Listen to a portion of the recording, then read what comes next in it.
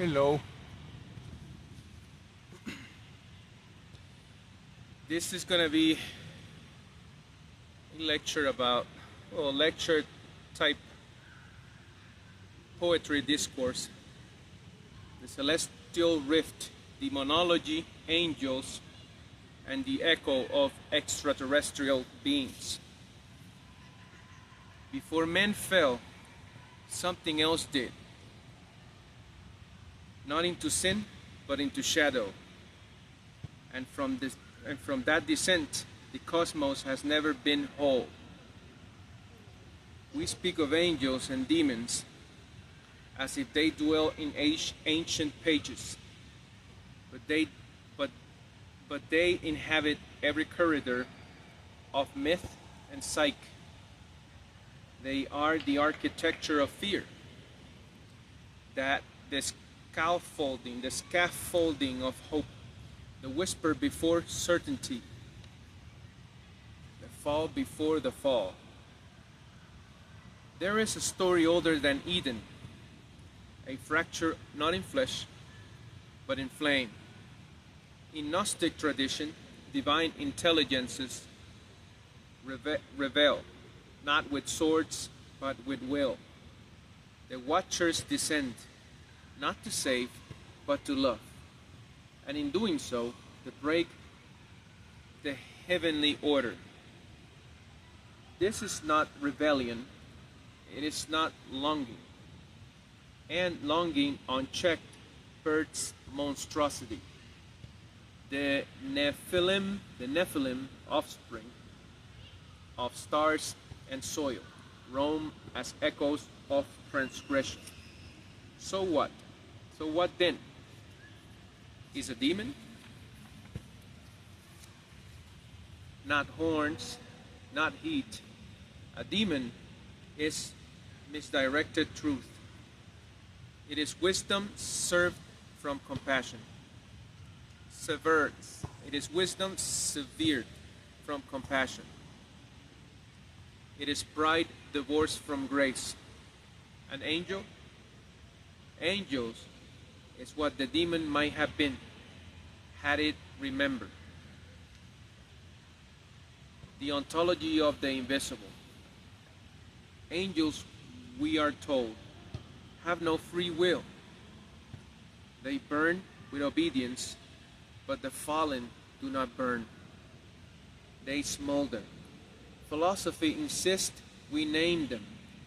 Kant might call them noumenal beings, incorporeal, moral, yet unknowable.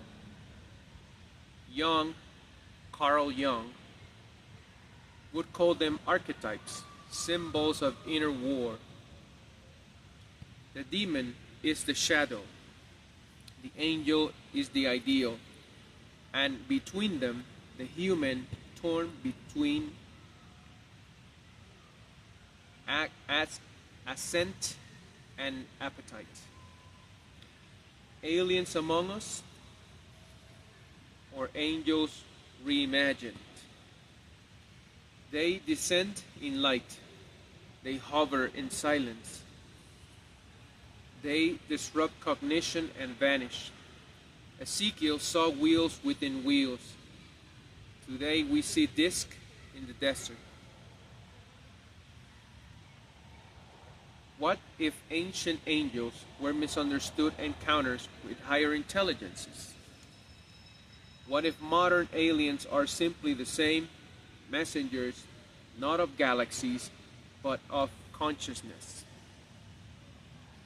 They do not save, they stir. They awaken dread and wonder, the twin children of mystery. The alien may be no demon, but the resemblance is uncanny. And perhaps that's the point. Every visitor from above reminds us how little we understand below. We search for evil in rituals, symbols, names, but perhaps the true demon lives not in exorcism, but in forgetting. And the true angel, not in wings, but in witness. These beings, real or imagined, reveal our fault lines, our hunger for transcendence, our terror of the unknown. And in those fault lines, theology becomes psychology. Cosmology becomes autobiography.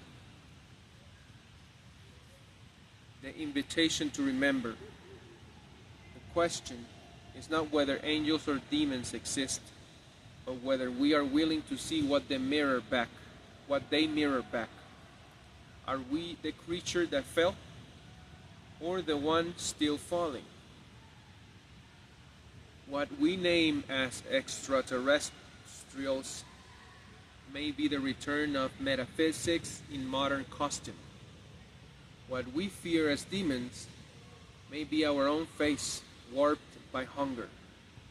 And what we crave as angels, we may have always been a memory of love dressed in light.